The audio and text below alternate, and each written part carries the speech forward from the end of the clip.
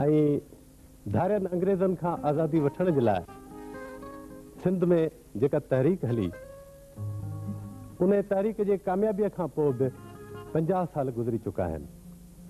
अॼोके प्रोग्राम में असां गुज़रियल 50 साल अध सदीअ जे तारीख़ ते मुश्तमिल ही प्रोग्राम कंदासीं, जंहिंजे लाइ असां नंढे खंड जे हिकिड़े मशहूरु दानिश्वर साईं सोभे ज्ञानचंदानी साहब खे दावत ॾिनी आहे। मुंहिंजी हुनखे गुज़ारिश आहे त हू मथे स्टेज ते अचे। साईं सोभो ज्ञानचंदानी साहब। तरक़ी पसंद तहरीकुनि सां थोड़ो शौक़ रखंदा हुआसीं। मुंहिंजी उमिरि 18 साल ई उन मीटिंग में हाज़िर हुउसि। सर अब्दुल्ला हारून, तो शेख अब्दुल मजीद सिंधी भी हुयो, GM सैद हुयो। त उन तहरीक जे वास्ते उते तमामु घणो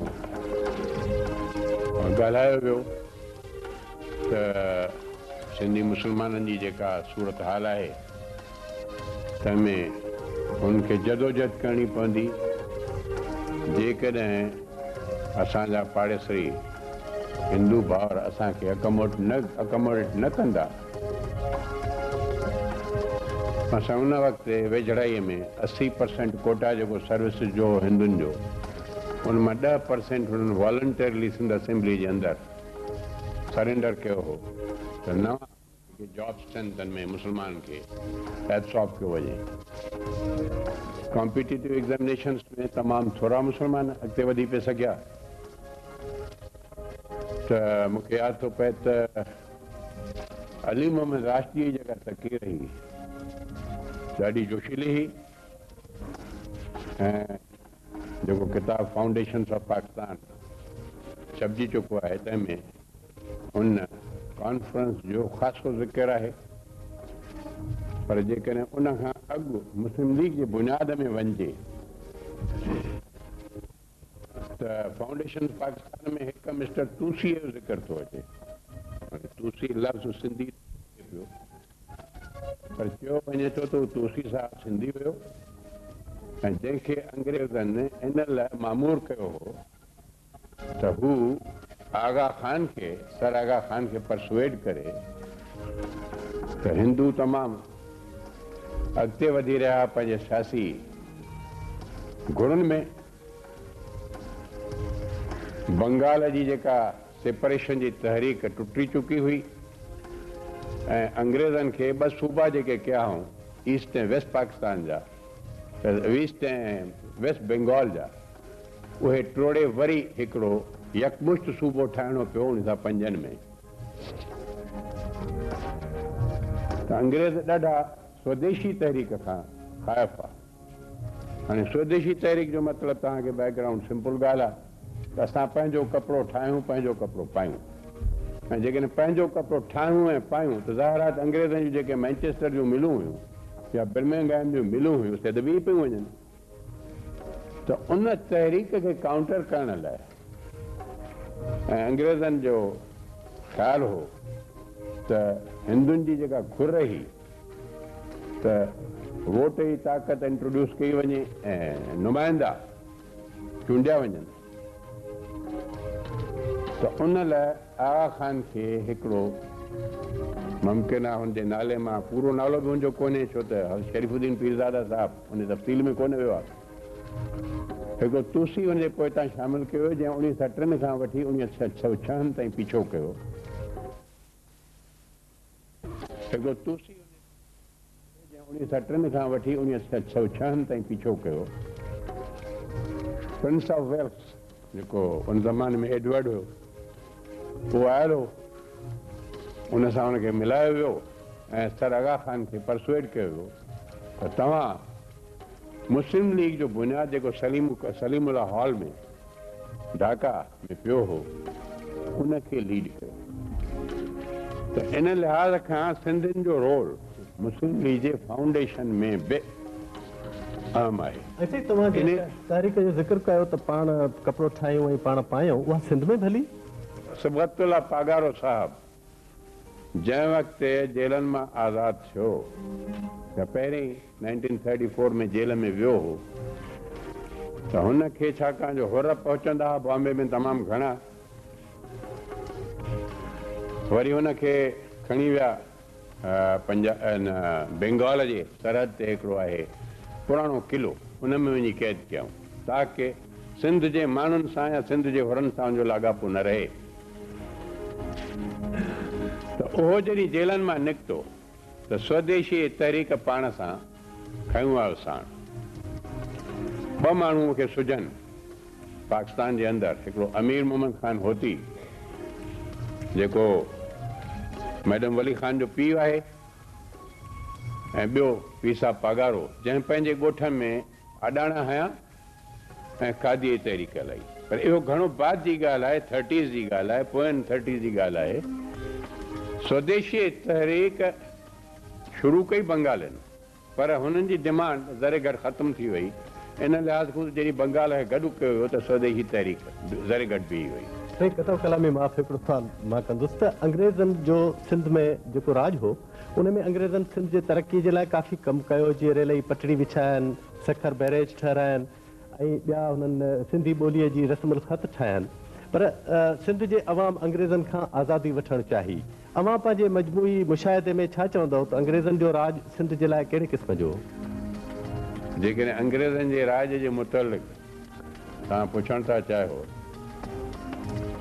त मां भायां थो त हीउ टाइम त काफ़ी न थींदो, छो त जंहिं तहरीक जे अंदरि मां 52 साल गुज़ारिया आहिनि ऐं जंहिं नतीजे में अञा भुगते रहियो आहियां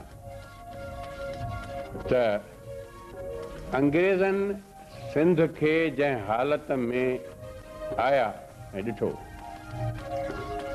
मूंखे यादि आहे त 1846 जो हिकिड़ो किताबु आहे जंहिं किताब जो नालो आहे state of roads and bridges in Sindh. को कैप्टन हुयो जंहिंखे लाड़काणा 3 डिवीजन सिंध जूं अंग्रेज़नि पैदा कयूं, जिन में ऐं इन क़िस्म जो किताब तंहिंखां अॻु तव्हांखे किथे न मिलंदो। दी state of good industries in Sindh जेको 1845 जो लिखियलु आहे। ऐं टियों बि हिकिड़ो किताबु आहे जेको सिंध जे कैनाल जे हवाले सां आहे।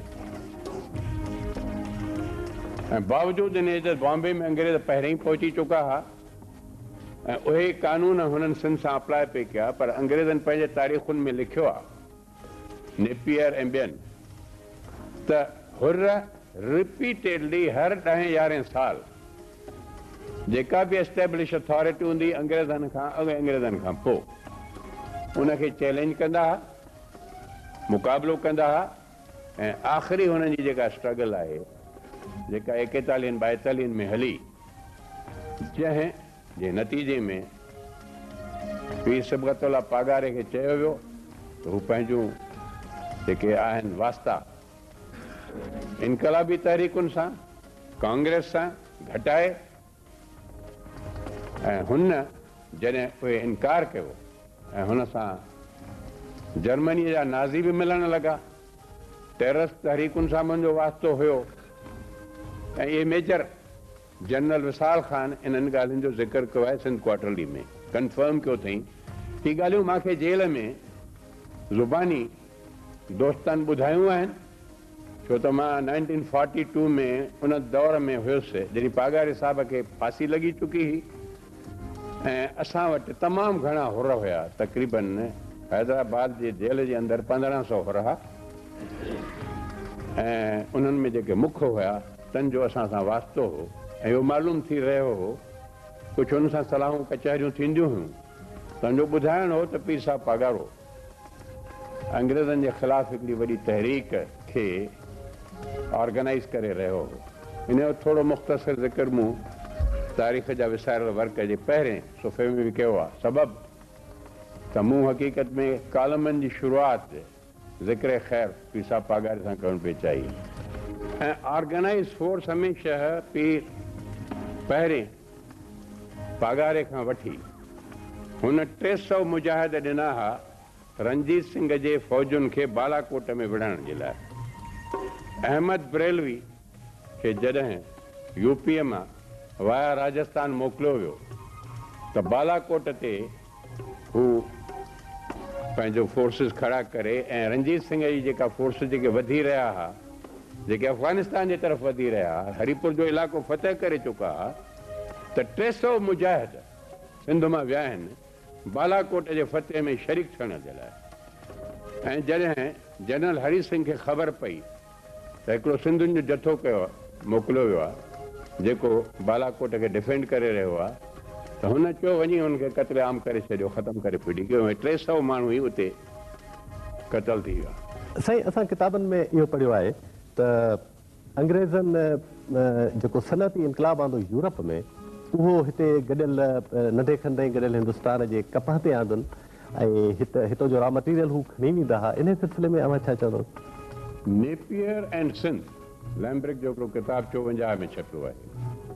तंहिंमें हुन ज़िक्र कयो आहे त जंहिं वक़्तु अमेरिका जो कॉलोनीज़ अंग्रेज़ विञाए रहिया हुआ, छो त नेपियर तंहिंखां पोइ बि सिंध जे फतह खां पोइ बि गच वक़्तु पॉलिसीज़ जेके आहिनि सिंध जे मुतलिक़ या सब कॉन्टिनेंट जे मुतलिक़ तन सां वास्तेदार रहियो, त हुन चयो पिए त इजिप्ट जे नाले सां आहे ऐं सिंध जे अंदरि असां वाह डेवलप कंदासूं। नाइल नदीअ जे नमूने ते हिकिड़ी इंडस रिवर आहे ऐं जेका कॉटन टेक्सटाइल खपनि बर्मिंगहैम ऐं मैनचेस्टर जूं जेके इंडस्ट्रीज़ हुयूं तन जे लाइ कपह जी खोटी कान थींदी। ऐं पहिरीं प्रोजेक्ट जेका सखर बराज जी आहे सा 1872 में ठही आहे। को अंग्रेज़ इंजीनियर्स हुयो, त अंग्रेज़ इंजीनियर्स जेके आहे घणे भाई फ़ौजी आहे, हुन कॉन्क्वेस्ट खां पोइ कोशिशि कई, पर पहिरीं जॾहिं अंग्रेज़ पहिरीं कोठी विधी आहे लाड़काणे में, हैदराबाद में ऐं सिंध में, कच्छ में, त हुननि जो मक़सदु इहो हो त सिंध जो रुख ऐं सिंध जो साल्ट पीटर भाण, साल्ट पीटर उहा शइ आहे जेका ॿकरियुनि ऐं रेडुनि जे वाड़नि में थींदी आहे, जंहिंमां हुननि वरी बारूद पैदा करणु शुरू कयो। उनजी हुननि खे लोड़ हुई। हाणे इन जो ज़िक्र जेके तव्हांखे मुख़्तसरन पढ़णो हुजे त सॉरलेस सिंध जो जेको आहे शाह लतीफ़ ते जेको वॾे में वॾो शाइर आहे अंग्रेज़, जंहिं असांखे हक़ीक़त में सही माना में शाह खे सम्झण में मदद कई आहे ऐं असांखे मॉडर्न व्यू पॉइंट शाह जे बारे में एडॉप्ट करण लाइ मजबूर कयो आहे। उन जो ज़िक्र कयो आहे।